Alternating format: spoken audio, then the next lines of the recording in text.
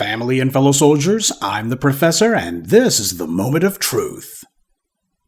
The last couple of weeks we've seen some interesting incidents involving a number of online personalities. In fact, I think that these people have actually become the core of national discourse, especially recently. Now, first you had a lot of the chumps who we've seen shilling for the Democrats being exposed as paid DNC operatives. Then you had the killing of professional online racist troll Charlie Kirk. But in between those two incidents, there was Bari Weiss, the odious provocateur who wound up getting a huge, inexplicable payday from the white powers that be. People, especially the young, are getting their information from online spaces, and there's a fight to control what those young people see and hear by controlling who they listen to and who they watch. That's because these young people, they're going to be who decides what the future is going to look like. Now, in the case of Bari Weiss, she never had many people who were watching her, certainly not reading her so-called blog, and yet from the very beginning, Bari Weiss has had no problem being able to raise millions of dollars in funding long before this huge payday that she got in the last couple of weeks. But nonetheless, this woman has had no problem finding millions of dollars easily. Take a look back at things. This is exactly how white power has always operated. Andrew Breitbart was loud, obnoxious, a moron who made a lot of noise but not much else. His website was only a hit among the bottom feeders of the white right, which explains why Ben Shapiro was there. And then Steve Bannon came along and reached out to some of the wealthy folks that he knew from his days at Goldman Sachs. And that's how the billionaire tech investor Robert Mercer came to put his own wealth behind the Breitbart website and made it into a thing.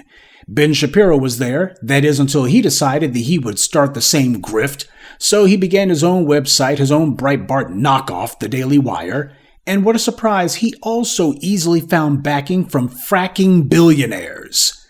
And I'm sure you've heard me talk about how Roger Ailes had the idea for a right-wing TV network since the 70s, and Rupert Murdoch, another billionaire, put his own fortune behind this idea in the 1990s. Are you noticing a pattern yet? Under white supremacy, the winners are not whoever is the smartest or builds a better mousetrap. There is no meritocracy under white supremacy. The winner is whomever white power puts its thumb on the scales for, and that's how the system is designed. The fact that it keeps turning out like that, this is not some sort of unfortunate circumstance. This is exactly the way that the system is supposed to operate.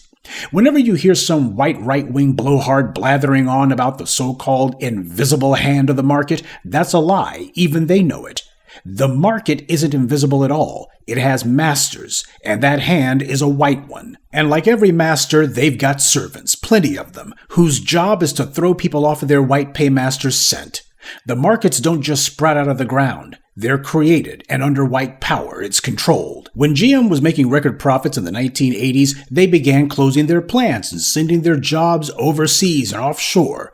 That wasn't due to market forces. That was because GE's white executives began cannibalizing the company just to squeeze a few more dollars out of the coffers for themselves. The market has masters, and there's only a few of them, but they know the consequences if the masses decide to come for them. So they made it a point to use their huge fortunes to cultivate and promote armies of professional BS artists whose job was to get everybody to look the other way. And that brings us to Bari Weiss, the bigot propagandist who worked at the New York Times, which gave her a platform that she also turned into a springboard for her own grift campaign, a blog that she called the Free Press, which is no more free than Ben Shapiro's Daily Wire. Bari Weiss has spent years attacking anything woke, but she made it very clear that woke meant black. She hasn't been able to define what that means, other than she just doesn't like it. Her blog's been struggling, to say the least. They've got a YouTube channel also, but nobody's watching that either. And as for her blog, there's no figures on who even visits that site, but if her YouTube channel is any indication, and it is, that can't be too many people either. If it wasn't for her having worked for the New York Times, nobody would know or care who Bari Weiss is. That's the only feather in her cap, but under white supremacy is not about merit. It's about being useful to white power. Dark money. Or perhaps we should start calling it pale money because that's what it is. It was a subject that we talked about a couple of weeks ago when I took a hiatus from the hiatus. You got these wealthy multimillionaires and even billionaires who will gladly give money to these online mouthpieces and get them to do their dirty work, and the rank and file white supremacists don't have anything to do. They just cheer them on. And as a result, they can go ahead and conjure magic. They can go ahead and make something out of a nothing. Sure, the mouthpiece takes some flack, but they're getting well paid, and with the white right-wing outlets out there like Fox News and these AM talk shows, they've got plenty of places they can go to and get a sloppy kiss instead of being called on the carpet for what they do. But as we've seen after the death of Charlie Kirk, you don't even need Fox News and right-wing hate radio in order to prop up these right-wing mouthpieces. You got a lot of folks in the so-called left media who will gladly do it themselves. But this is how white power throws a rock and hides its hands, or rather throws an avalanche of rocks and hides its hands. And these people from the dominant society, they know the game. They understand that when black people are making progress at forwarding our demands, when a Rush Limbaugh, Ben Shapiro, Richard Spencer, or Charlie Kirk comes along, that's white dark money trying to see if they can use their wealth to put a thumb on the scales. They don't have widespread support from the people, so instead they try to manufacture the phony impression that they do. And that's the reason why, even though you go to an NFL game or to a Major League Baseball game, for some reason, you got the owners of the place who decide to put Charlie Kirk's face on the screen. Nobody asked for that, but it's a matter of, hey, it's the golden rule. We got the gold, so we make the rules. All these people manage to get funding from wealthy people to the tune of millions of dollars. They just have torrents of money thrown at them. Well, last month, Paramount merged with Skydance Media, which is owned by David Ellison. David is an accomplished Nepo baby who nobody would even know exists except that he's the son of the tech mega billionaire Larry Ellison, who was one of the founders of Oracle Software. Yes, that Oracle Software. And these are the guys who decided they were going to throw all of this money at Bari Weiss. See, when we tell you that Silicon Valley is a sewer of anti-black ideologues, this is what we mean. The white media presents the lie that these tech bros are just a bunch of nerds and geeks who don't really believe anything, but the reality is when you look at how they operate and how they move, you see that they make their companies into safe spaces for anti-black racism. They go out of their way to do it. That's the reason why whenever you're online, you have all of these white supremacists and anti-black racists who are given all of this attention and they're pumped by the algorithms. These guys are everywhere because that's what the people who run these websites and who run these companies want. And then you see what they do with their money. They use it in the political arena to bring those same racially hostile practices and policies into the rest of the society. Silicon Valley has never been liberal or left-leaning or open-minded. It's always been racist. They just didn't feel like there was a socially permissive environment for them to show where they stood before now. They've always been on the side of the Trumps and other bigots. They just didn't think that they had an opening to show it, but now they feel like they do. Now they feel emboldened. And this is good because everyone's feeling like they can go ahead and go on the record now. People are showing their cards. And the truth is, the people who have been hiding their heads in the sand, they've got no choice but to face the reality. And that's why you got a lot of folks who are angry about it. Because they have been telling themselves that it really wasn't like this, when the reality is these people are morally and intellectually lazy. They didn't actually want to have to take on the forces of white supremacy, so it was easier for them to pretend as if, well, if we just go ahead and hide our heads in the sand or stick our heads up our behinds, well, these bigots and racists, they'll eventually go away. Why, they can't have that much support, can they? The purpose of white supremacy is to pick and choose who the winners will be. There is no meritocracy under white supremacy. There cannot be, because merit is exactly what white power was created to stop. White power is all about guaranteed outcomes, no matter the circumstances. That's why I came up with that phrase that white power is a system of goodies, giveaways, and guarantees. That's the glue that holds this whole sick enterprise together. People who think that white power will assure their place in the world and make certain that that place never changes. Last month, Skydance merged with Paramount, but it's less a merger than a takeover. David Ellison, like his father, is a right-wing zealot.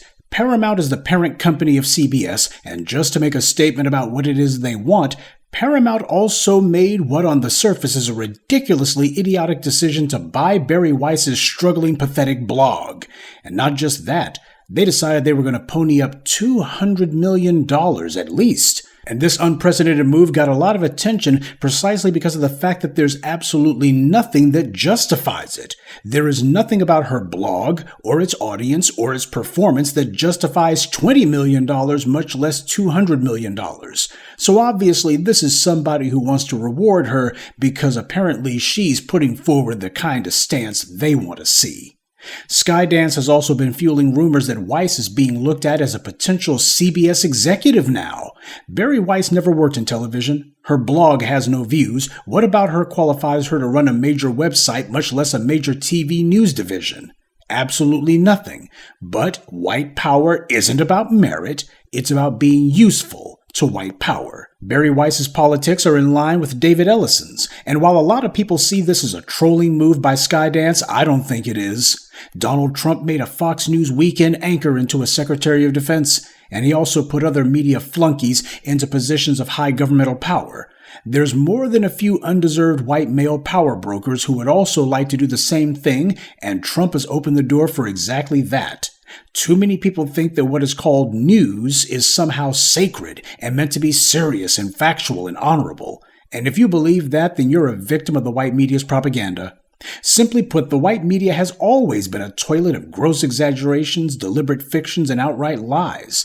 This is what they did from the beginning of print media, especially when it came to white media's shameless support for and endorsement of lynchings. After things like how the media lied the nation into the Spanish-American War, among other fiascos, there were those in the white media who realized that they were facing a total credibility collapse unless they began to institute some quote-unquote minimum standards. But of course, this is the white media we're talking about, so the only operative term is the word minimum.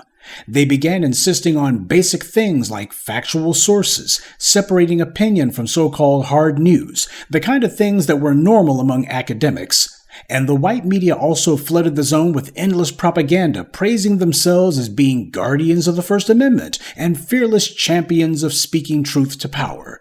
Never mind the fact that the powerful were the ones who owned these very outlets. But the propaganda offensive worked. The white media successfully rehabilitated their own reputation. They were able to conjure magic, and they were able to fool the entire society into looking at them and saying, hey, the media over here, all these racists and bigots who write this garbage where they make sure that black people are demonized, well, these guys are champions of the First Amendment. They speak truth to power. People bought into the propaganda, hook, line, and sinker. But as the black community knows, nothing really changed, certainly not where we're concerned. Just like during lynchings, there wasn't a single murder of a black person from Trayvon Martin to George Floyd that the white media wasn't eager to justify. So the public perception that the legacy media are some sort of honorable group being invaded by grimy infiltrators, that's just a white media fantasy. Roger Ailes was reviled by many in the white media, but he was also secretly admired by far more, including on the left. They liked that he successfully turned Fox into a place where they didn't have to pretend to be objective, and they got a huge audience and huge advertiser revenues regardless. Keith Olbermann led the charge to turn MSNBC into the antidote for Fox, and it worked. Olbermann brought in people like Rachel Maddow and Chris Hayes, and the network began to make some money and a name for itself. But the problem was that the kind of right-of-center white males who ran Fox were also the same kind of people who ran GE and later Comcast, who were the parent companies of MSNBC. People knew Fox was propaganda because they came off like a slick tabloid, as opposed to trying to be a prestigious news organization. Fox had far more in common with, say, a Current Affair or Inside Edition than they did 60 Minutes, but they didn't care. Their audience wanted to be validated and entertained. They knew that the rubes and racists who watched Fox News were being given a media product, and the slop hogs they called their audience ate it right up. What you think of as news isn't what you think it is. They don't sit around and carefully pore over every document, carefully trying to identify the most crucial and important events of the day that you need to know about. Far from it. The news is just another TV show, produced, packaged, and presented to you no differently than the latest episode of CSI. They decide what they want to tell you about, and then they try to tell you what to think about it too. A lot of people in these legacy news organizations would love to be more like the internet, but not in a good way. Bari Weiss, in addition to attacking any black racial justice movement she could, has also been a shameless supporter of Israel, and a number of rich Israelis and other Zionists have loved her, even though the public hasn't. So that's where this is coming from. And by putting out stories like this showing how bottom feeders like Weiss can become rich overnight because she catered to the right white interests, it will also incentivize others to break their necks trying to do the same thing. That's the pattern, and we see it every day. Sure, most of them will get nothing and have nothing to show for it, but all the white powers that be need is just one example like Bari Weiss, and that's enough to encourage at least 100 other gutter snipes who will try to see if they themselves can get the same kind of deal. This is how white power creates echo chambers. There's a lot of people who would like to audition for a job being the paid flunky for this or that wealthy patron. That's why I told you about Mehdi Hassan and Cenk Uygur and Ed Schultz.